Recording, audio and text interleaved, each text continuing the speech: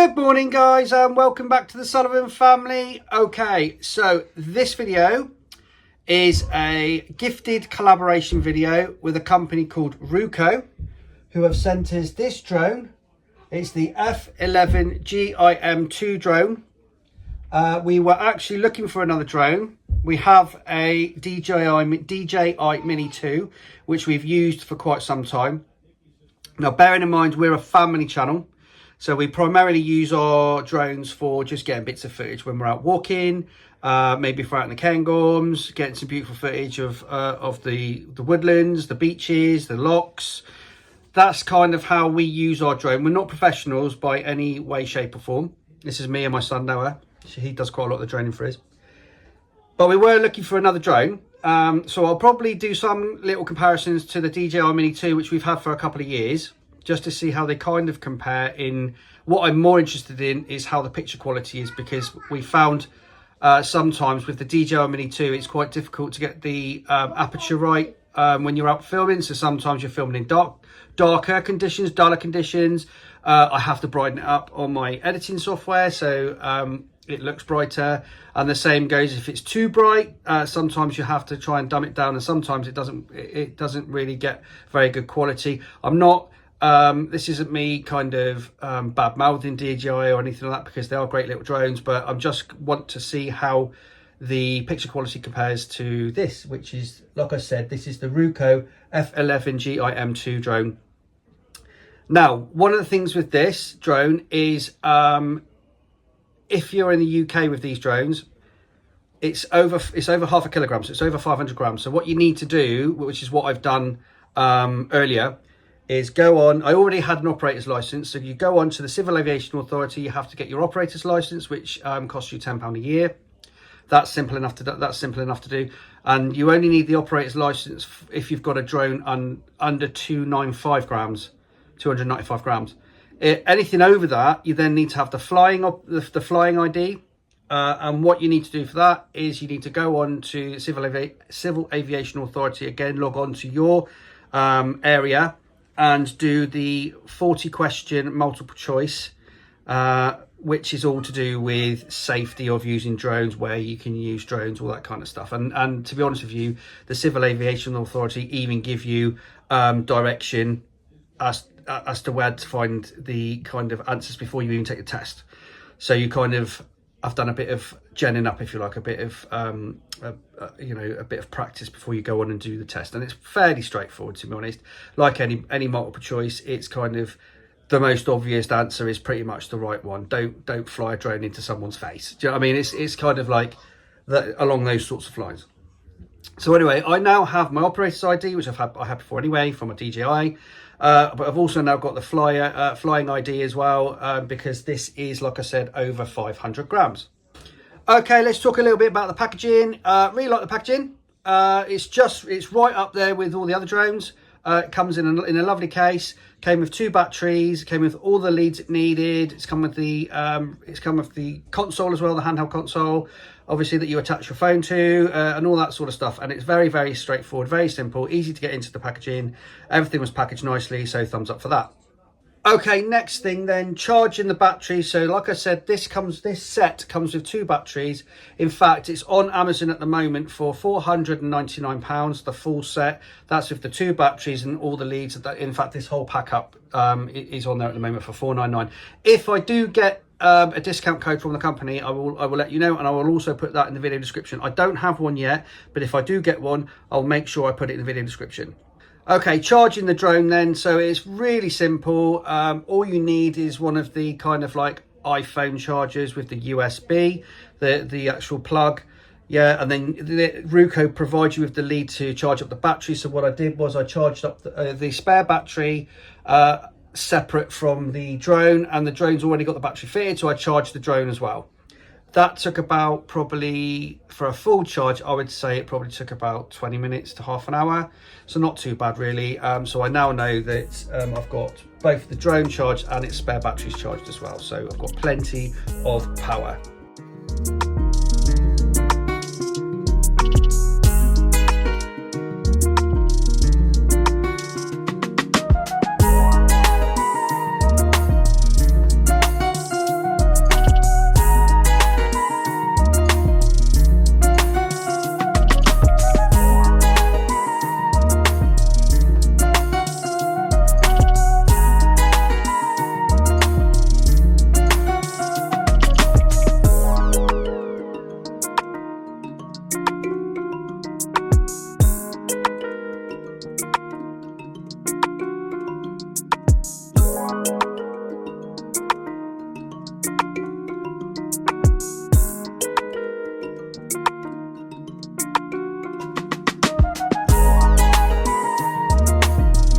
Okay, next thing then, SD card. So obviously this camera takes 4K video. It also it's supposed to take high quality video as well. So what I've done is I've taken the SD card out of our DJI Mini 2. I've formatted the card and I've installed the card in this drone, which you'll have just seen. It just gets installed there, look. So that is now installed and ready to go. So I've got 16 gig memory. I'm hoping that's going to be enough. It does say on the drone, on the Ruko, it says between a 32 and 128 gig card. I've only got a 16 gig card on me, so I'm going to give that a go and see if that works. So fingers crossed on that one. Okay, I just want to talk a little bit about the feel of this. It does feel a lot more substantial than the DJI. If you've got a mini drone already, then you will know that they're quite light. This, you can feel it's more substantial. It does feel a little bit tougher than maybe the smaller drones. The blades look pretty good as well. Yeah, they look pretty substantial. And to be honest with you, it comes with spare blades in any case. So the whole setup comes with spare blades. Okay, so the setup I've got today is this phone that I'm using to vlog is my own personal phone. I do have an old phone that I'm going to use. It's an old iPhone 7. I've already downloaded the Ruko app. So the next thing to do really is to, now that this is all charged and it's ready to go, it's got an SD card in it, I'm going to use the quick user guide to get this thing going, to get it calibrated. This has got a calibration sequence with it as well. Get it all going, get it flying, get some nice shots, just to see what it can do really. And like I said, the most important thing for me really is the picture quality, video quality and all that kind of stuff. And if it nails that, then brilliant for me, honestly. So I'm pretty much ready to go. I've got the spare phone downstairs, the iPhone 7, like I said, and that does have the app on it. So I'll connect that up with the controller. Then we'll get the whole thing fired up and we'll see what it does. Okay guys, then just to reiterate, I should just show you. So it does come with the spare blades box there as well. And also it comes with a spare battery. It comes with the controller obviously, but it also comes with the additional, there's an additional charging lead there. And there's also the two different connectors. So this is for connecting your phone to the controller. So it's got that one with that. Oh, can you see that? That connector there, and also with the Apple, which is the one I'm interested in. Sorry, let's get that into focus. There, can you see that? With the Apple connector. I don't know why that's not focusing. Hang on. There you go. Is that better? No, that's not better. Anyway, that's the, believe me, that's the Apple connector there, and that's obviously the side that goes into the handheld console. Right then, so I've just opened this up.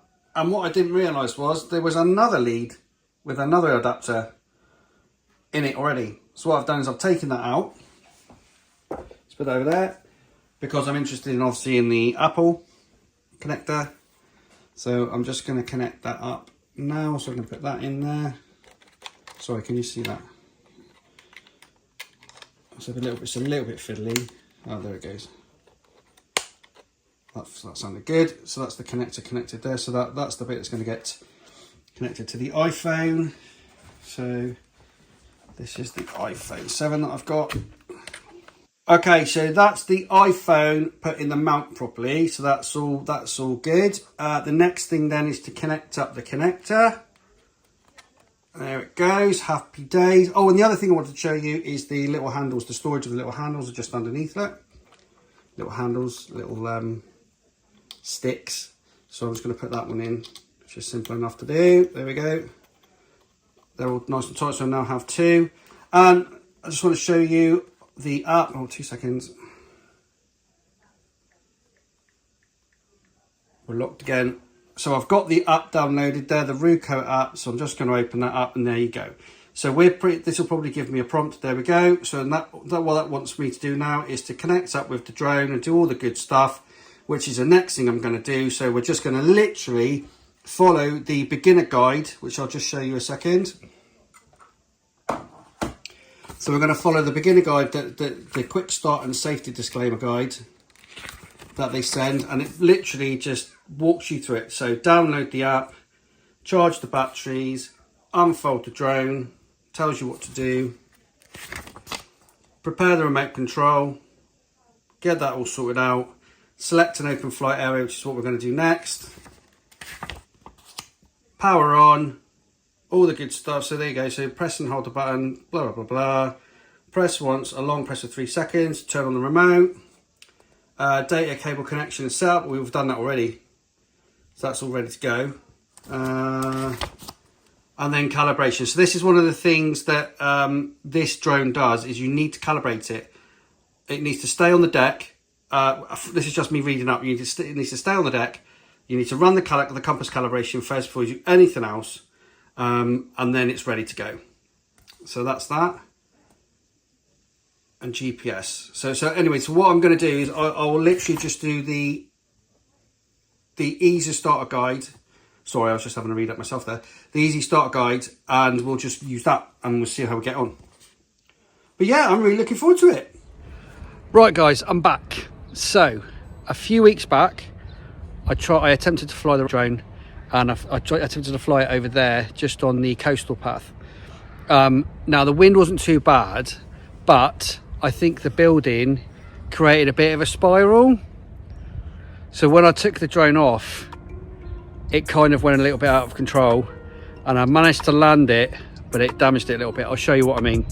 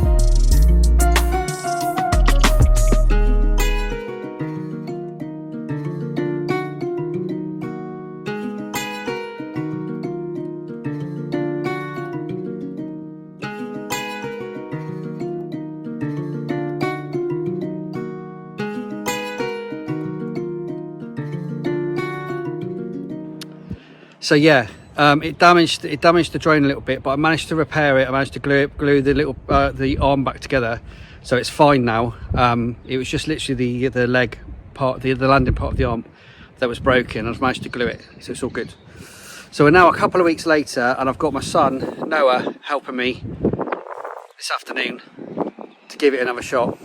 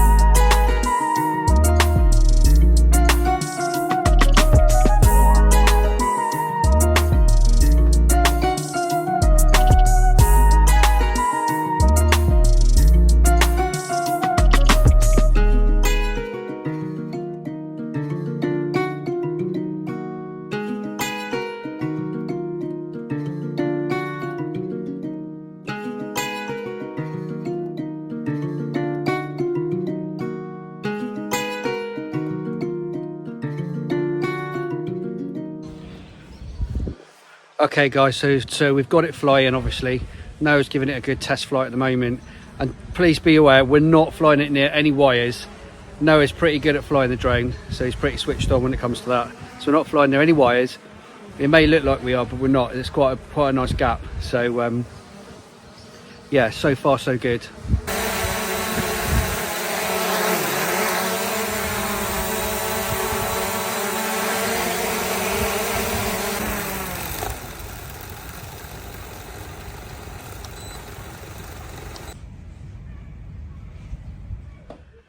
Right guys, now that we've done a flight test, and we finally did a flight test without crashing it, that was like a freak accident, honestly. That really kind of, I was just like totally spun me out. So it must have just been like a vortex around that building, and it caught the drone and just spiraled out of control.